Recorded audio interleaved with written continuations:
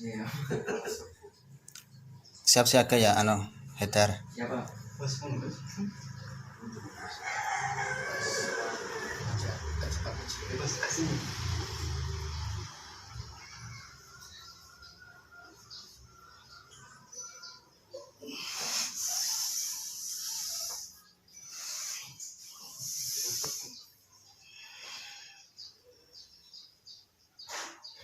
Lemes.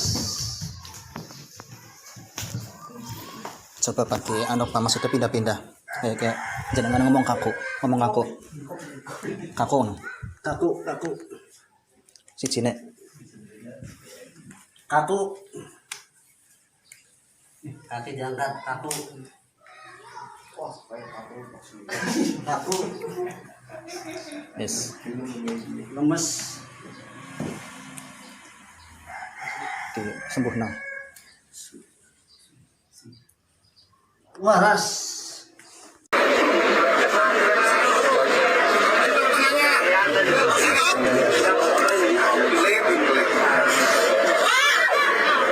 Ini orang niatnya bunuh sampai bergetar begini. Niatnya bunuh. Kamu kayak patung dalam pisaunya. Kita noleh ke belakang sudah kaku orang itu. Pisau nggak bisa dicopot. Nggak bisa jatuh kaku. Matinya pun seperti ini kalau kita tidak sembuhkan selama 3 hari 3 malam karena tidak bisa makan minum. Orang yang bisa menyembuhkannya itu orang yang diserang sendiri, yang lain tidak bisa menyembuhkan. Atas izin Allah semuanya juga. Dan ilmu ini insya Allah menjaga dari perbuatan zalim fisik maupun non fisik. Fisiknya seperti ini, non fisiknya hipnotis, santet, guna-guna insya Allah nggak masuk. Yang penting kita tidak sombong dan tidak takabur.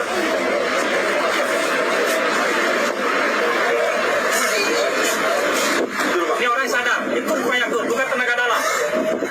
Ini bola dunia namanya. Yang bukanya sama, bismillahirrahmanirrahim ditekuk.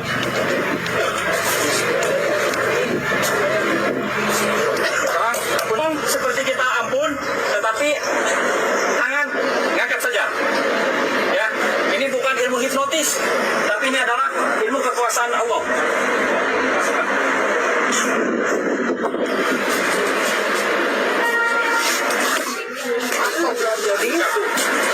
Sama menyembuhkannya, tepuk aja.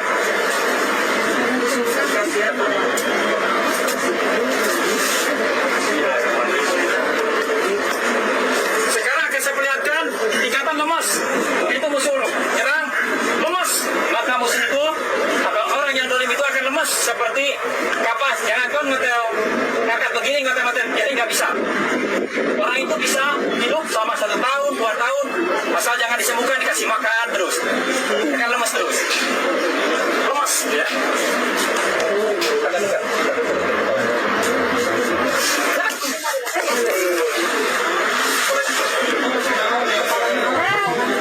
Nah, ini orangnya lemas nih. Dia sadar, cuma nggak bisa gerak sama sekali. Digigit-gigit begini pun, dibakar, pakai rokok begini, begitu aja nggak bakal gerak sama sekali. Sekarang kita lihat setelah dia lemas, maka tembak rapat ya.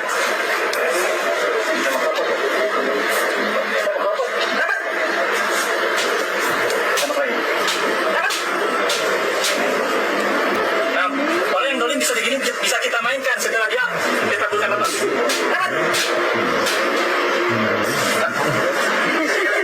Maka akan seperti ini terus.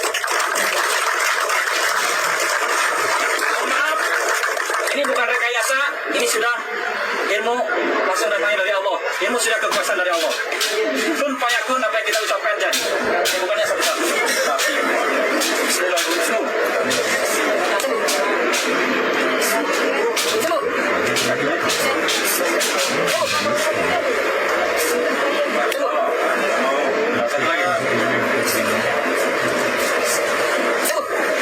Badannya seluruhnya.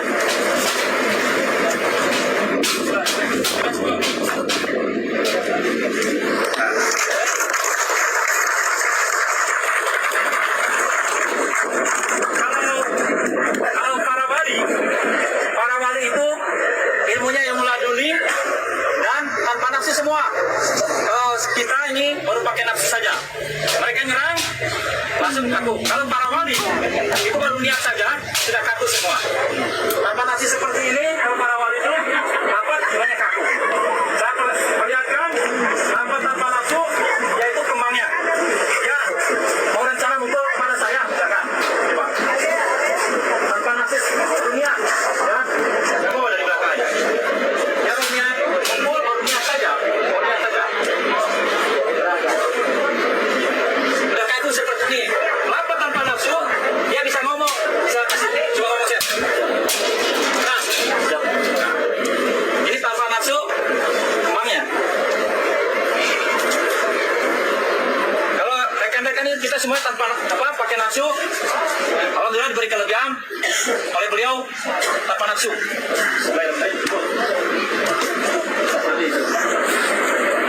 Nah inilah ilmu laduni perisai, yaitu tameng batin keimanan.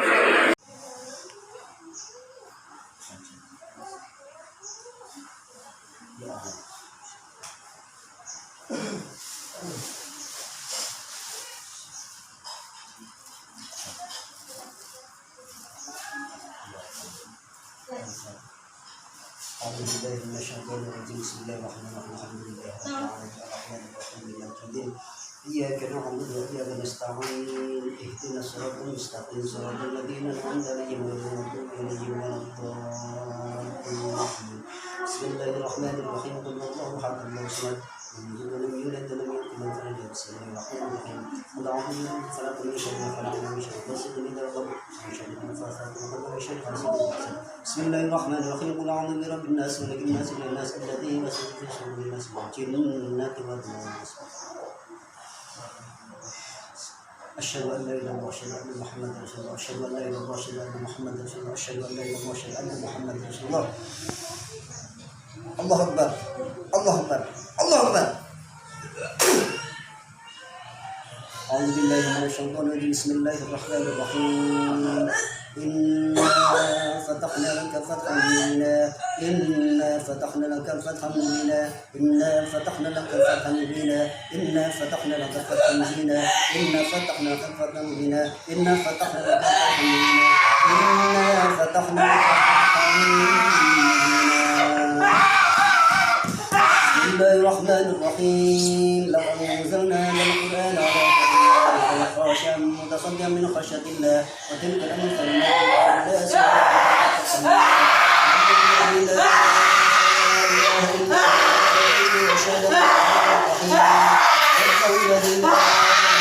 الملك القدوس السلام المؤمن العزيز الجبار المتكبر سبحان الله والله خالق الأسماء الحسنى يسبح له ما في السماوات والأرض وهو العزيز الحكيم بسم الله الرحمن الرحيم لقد أنزلنا هذا القرآن على جبل لرأيته خاشعا من الله الناس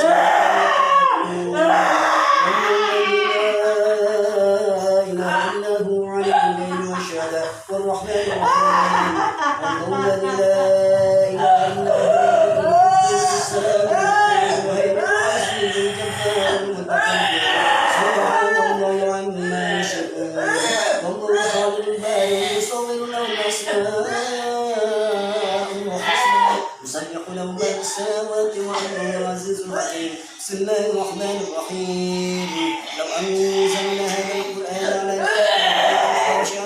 متصدعا من خشية الله وتلك الأمثال لهم يتذكرون والله الذي لا إله إلا هو الغيب والشهادة الرحمن الرحيم والله الذي لا إله إلا هو القدوس السلام المؤمن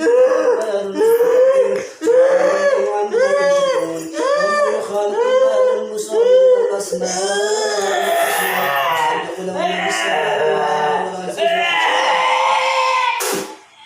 الله أكبر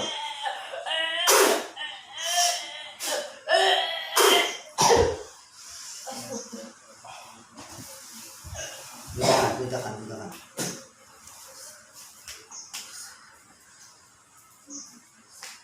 tarik nafas, tarik nafas istighfar, tarik nafas dalam astagfirullahaladzim.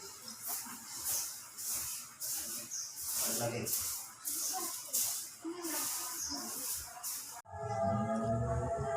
Assalamualaikum warahmatullahi wabarakatuh, Pak Ustadz. Waalaikumsalam warahmatullahi wabarakatuh. Kawan-kawan, ini saya sengaja berkunjung atau bersilaturahim di tempat kediamannya Ustadz Muhammad Subahi. Karena yang sering saya lihat postingan-postingan di akun FB beliau ini, seperti yang kita ketahui bersama, itu banyak peragaan-peragaan ataupun pertunjukan-pertunjukan yang sekiranya ya mengarah ke medis gitu ya, Ya, Pak Ustadz. Medis. Jadi kita pengen Medis. nanya nih, Pak Ustadz, apakah yang diperagakan itu benar atau itu hanya rekayasa? Mohon maaf nih, Pak Ustadz. Assalamualaikum warahmatullahi wabarakatuh. Alhamdulillah wassalatu wassalamu ala Rasulillah sayyidina Muhammad ibn Abdullah. La haula wala quwata illa billah, amma ba'd. Alhamdulillah, pada malam ini kedatangan tamu dari wartawan dari Losari. Siapa namanya? Bapak Wasori. Bapak Wasori. Ini jauh-jauh dari Losari ke sini mau menanyakan itu toh masalah benarkah yang diperagakan di dalam Facebook saya itu benar atau tidak. Saya jawab itu benar. Dan itu yang saya peragakan itu adalah ilmu karomah laduni Sunan Kalijaga, atau disebut juga perisai batin. Perisai batin Itu persatuannya itu ya, Pak Ustadz? persatuannya namanya perisai batin. Jadi ilmu ini memang lagi gencar-gencarnya, lagi tenar-tenarnya, baik kalangan anak muda, anak santri, atau orang sekalipun orang preman, kalau memang dia mau tobat ya saya ajak. Oh iya, betul itu, Pak Ustadz. Ya, Sebenarnya kita juga pengen nanya tentang hal yang seperti itu. Jadi kebenaran ini Pak Ustadznya sudah membuka. Memang awalnya saya juga sekaligus pengen nanya, apakah ilmu tersebut hanya untuk kalangan orang-orang santri, artinya yang jebolan dari pesantren, atau orang biasa seperti saya pun bisa mengamalkannya, atau diberikan ijazah, seperti itulah kurang lebihnya. Terima kasih. Ilmu itu, karena yang punya itu ilmu itu sejatinya Allah. Manusia itu hanya memakai. Cuman Allah memberikan ilmu itu tidak sembarang seseorang. Artinya apa? Allah, siapa yang dekat denganku, aku akan mendekatinya. Orang selalu berzikir, maka Allah akan selalu mengingatnya. Jadi apa yang ditanyakan Pak wartawan ini, Pak Wasori, Tuh, wartawan. bahwa ilmu yang saya peragakan ini adalah ilmu karomah Sunan Kalijaga. Masya Ini Allah. untuk siapa saja, untuk kalangan umum atau orang santri atau preman pun nggak apa-apa, yang penting mau merubah sikapnya. Dan ilmu ini memang tidak seperti ada puasa dulu atau mati geni 40 hari, tidak. Ilmu ini cukup dengan kita selalu menjalankan perintah-perintah Allah, dan yang lebih sangat berat adalah jangan sampai senang hobi menonton video porno. Nah ini dengan sendirinya nanti hilang. Bahkan untuk orang non muslim itu bisa ilmu ini selagi dia dengan sesuai dengan keyakinannya meninggalkan larangan-larangan yang ia yakini. Jadi bersifat umum, Insya Allah. bukan untuk muslim. Yang penting selagi mematuhi aturan dan larangan-larangannya jangan dilanggar. sekalipun itu non muslim ya Pak Ustadz ya. Iya, sebagai non muslim. Masya Allah, benar-benar rahmatan lil alamin. Jadi pengisahannya cukup dalam 5 menit itu langsung bisa praktekkan, langsung bisa jadi pakai, dengan catatan jangan melanggar larangan Allah dan jalankan perintah Allah, itu toh. Insya Allah ilmu itu akan seumur hidup. Iya. Dan kegunaannya, manfaatnya itu luar biasa. Ilmu karomah sunan kalijaga itu seucapnya sejidu metu, seucapnya. Artinya apa? Ketika ada lawan, cukup dengan ucapan kaku, dia musuh akan kaku. Selagi belum disembuhkan oleh kita yang akan didolimi, maka ya kaku terus. Dan cukup dengan baca Bismillahirrahmanirrahim, ditepuk, itu sudah waras atau sembuh seperti semula. Itu sembuhnya nggak bisa Sama orang istilahnya lain. sama orang lain Pak Ustadz. Bisa, kecuali orang yang mau didolimi. Jadi yang bersangkutan tadi itu ya. Ya, yang Masya Allah. dan alhamdulillah di desa kami ini banyak, artinya orang-orang yang tadinya peminum, yang gak sholat. Dengan saya memperagakan ini, ya alhamdulillah dia tertarik dan mematuhi apa yang saya katakan. Manfaatnya luar biasa. Jadi ilmu, ingat bahwa ilmu itu milik Allah sejatinya, bukan milik kita. Kita hanya cuma yang memakai. Maka yang penting niat kita benar, ada kemauan, insya Allah bisa untuk selamanya. Pikir kita hanya cukup mengingat Allah, tidak menjalankan larangan Allah, dan tetap menjalankan syariat-syariat yang diperintahkan itu. Ini ada pertanyaan lagi. Nah itu antara ilmu ruqyah dengan ilmu laduni itu berbeda, ataupun ilmu laduni pun sama kegunaannya, bisa untuk meruqyah maksudnya Pak Ustadz. Jadi kalau ilmu ladun itu ada 87 tingkatan. Ilmu ladun itu Masya ada Allah. 80 tingkatan, dan 89 namanya cakra aura laduni. Cakra aura laduni. Ini yang 89 khusus untuk pengobatan, mengobati hal-hal yang non medis atau medis. Insyaallah sihir, tenung atau ilmu hitam, ketika dihantam dengan ilmu laduni karomah sunan kalijaga, insyaallah dia keluar. Ini ya karena saya katakan intinya ilmu laduni adalah di syahadat. Jadi karena yang membawa dulu adalah Sunan Kalijaga, cukup dengan syahadat yang kita dawamkan. Nah, berbedanya dengan ilmu ruqyah. Kalau ruqyah itu memang yang dibacakan banyak ayat-ayat suci Al-Quran. Ayat-ayat suci Al-Quran dengan kita meyakini, insya Allah akan bermanfaat. Kenapa? Ilmu itu tetap satu keyakinan. Nah di sini tadi Pak Ustadz kan mengatakan bahwa yang kita dawamkan itu adalah syahadat. Sekarang manakala diberikan ilmu laduni itu terhadap orang non muslim, apakah mereka harus bersyahadat juga? Tidak perlu. Jadi tidak perlu bersyahadat. Artinya apa? Karena ini hanyalah titipan. Mungkin ya dengan dia tertarik dengan ilmu ini, secara otomatis dia mengucapkan syahadat. Dia pasti mau. Iya. Kenapa? Artinya kita metode dakwah itu jangan sampai memaksa. Luar biasa. Jadi jangan memaksa. Dengan sendirinya ketika dia mau, otomatis dengan usul membaca syahadat pasti mau. Maksudnya itu. Tapi tidak harus langsung dari awal gitu ya. Tidak. Jadi perlahan-lahan nanti dia menjauhi larangan-larangan aturan. Iya.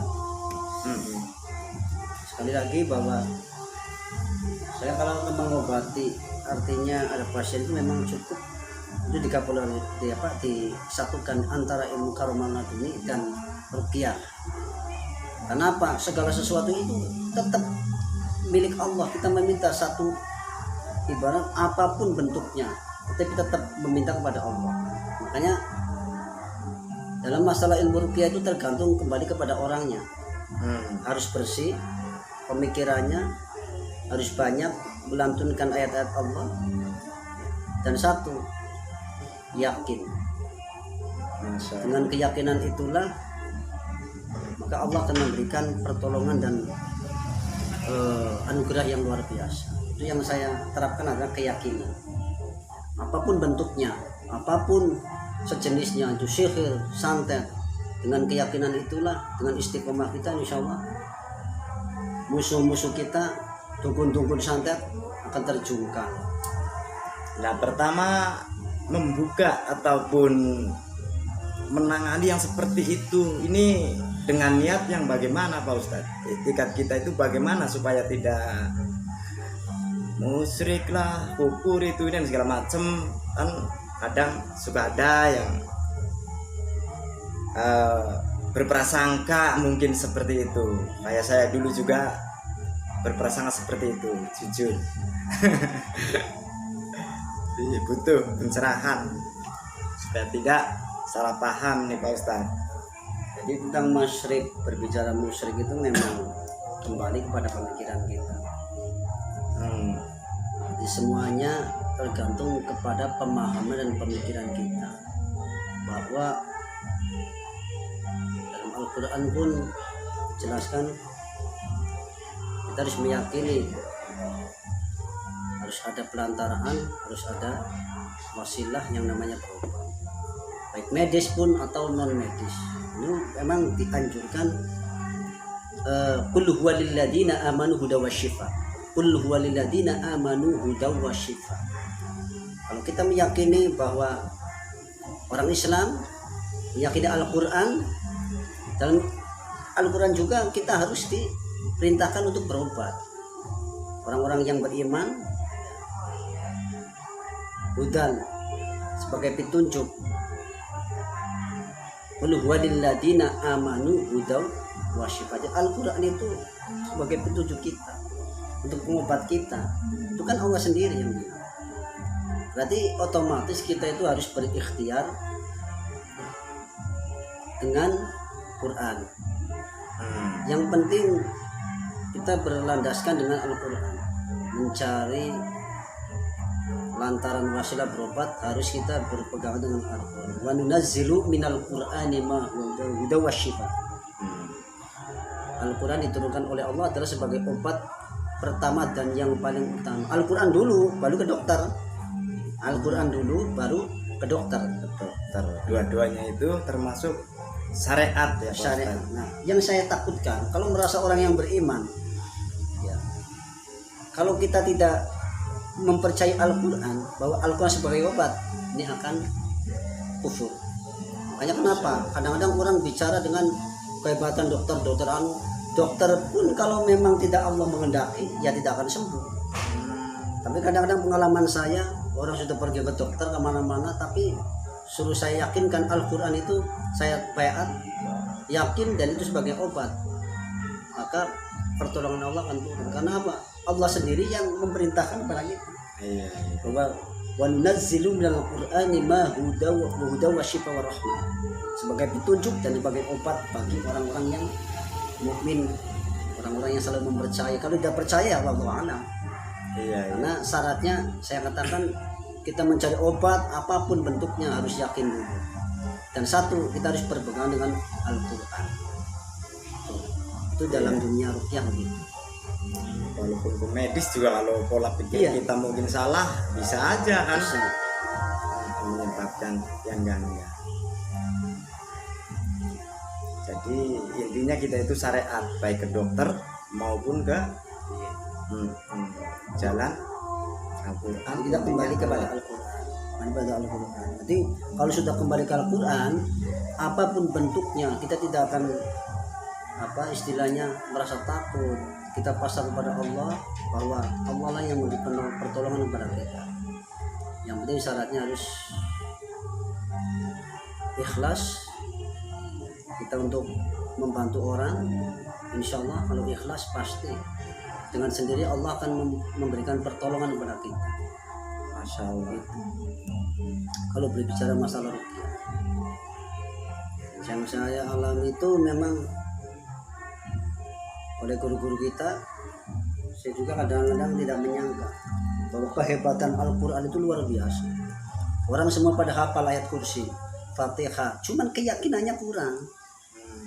Yang dibaca sama, Fatihah, kulhu, ayat kursi, kuladu birbal, tapi kenapa? Ini tergantung yang membacanya. Kalau membacanya ikhlas, benar-benar keyakinannya, insya Allah akan memberikan pertolongan. Syaratnya yakin dulu. Nggak mau yakinnya di mana? Mau yakin di mana? Kadang-kadang Al-Quran kita sendiri umat Islam nggak dibaca. Iya, itulah Makanya kekurangan kita. satu kali lagi pesan saya, kembali pada Al-Quran. Tidak ada ilmu yang paling hebat kecuali Al-Quran, karena itu menjejat Kanjeng Nabi.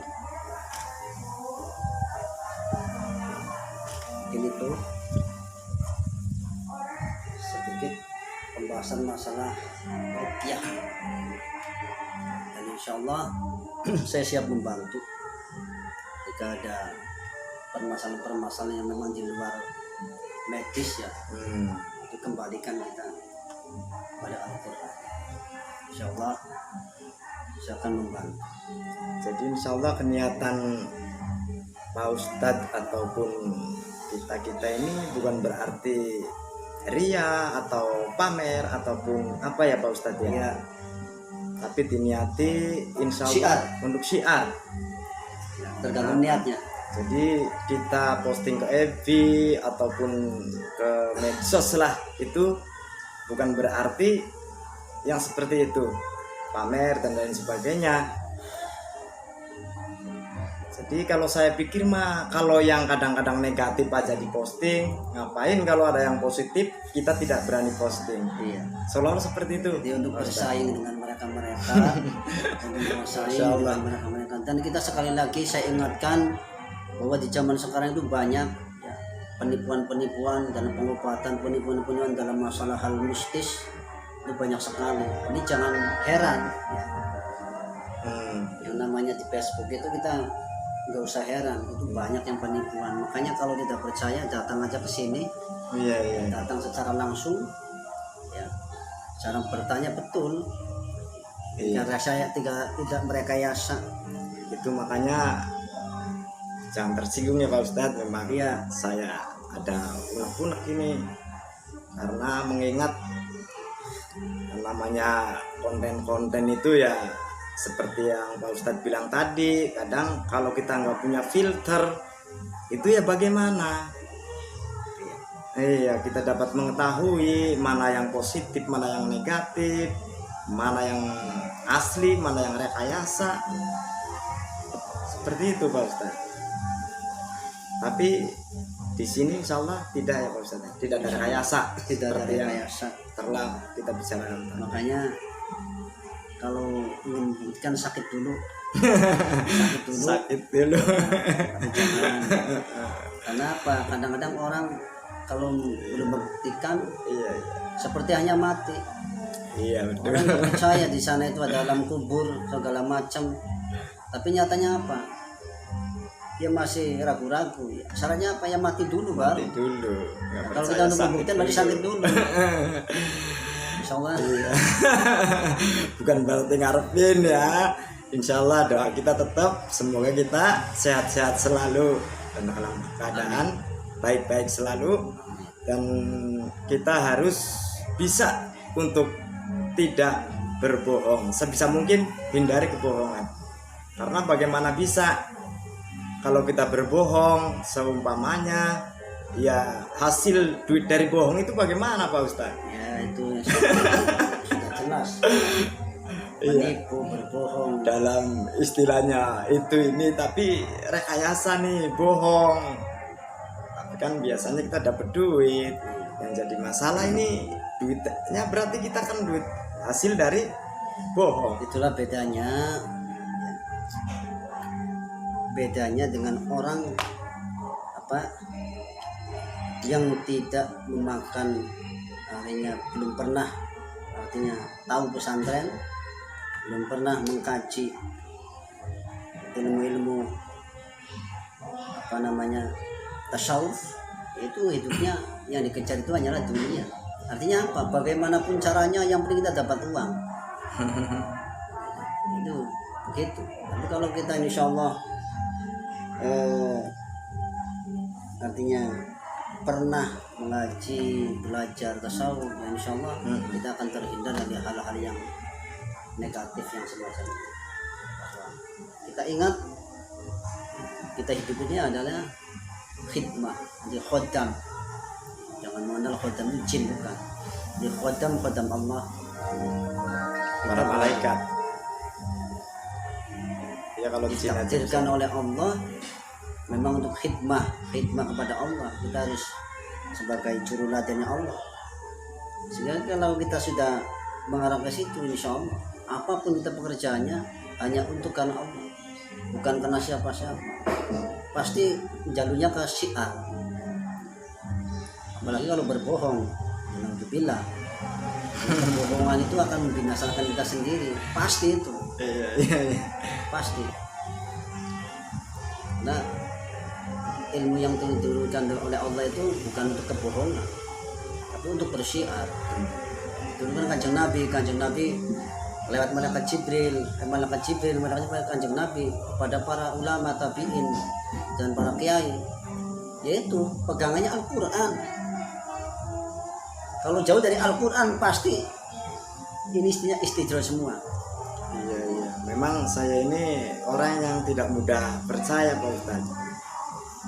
Ya logikanya bagaimana saya akan bisa percaya pada kelanjutannya orang-orang yang seumpamanya berbohong, main bohong, sedangkan Allah tentunya tidak menyertai kebohongan.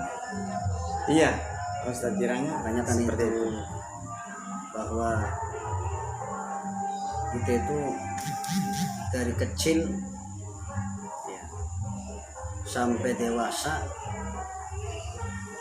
ini mungkin pasti manusia biasa punya kesalahan. Iya, bohong juga pernah. Nah. Tapi gimana ya? Ya yang bohongi diri sendiri memang pernah. Iya. Kalau jangan Membohongi sampai orang lain. orang lain ini berbahaya. Iya, apalagi orang lain tersebut sampai mengeluarkan rupiah yang mana nominalnya ini cukup lumayan. Kadang-kadang masya Allah Orang dalam keadaan sakit, sudah ditipu bisa. iya, udah jatuh ketimpa tangga, seolah seperti itu. Udah ya teman-teman, kiranya demikian dari kami, dengan harapan pribadi saya terutama dapat diberi kecerahan oleh Ustadz Muhammad Subaki. Billahi taufiq wal hidayah. Wassalamualaikum warahmatullahi wabarakatuh. Terima kasih Pak Ustadz.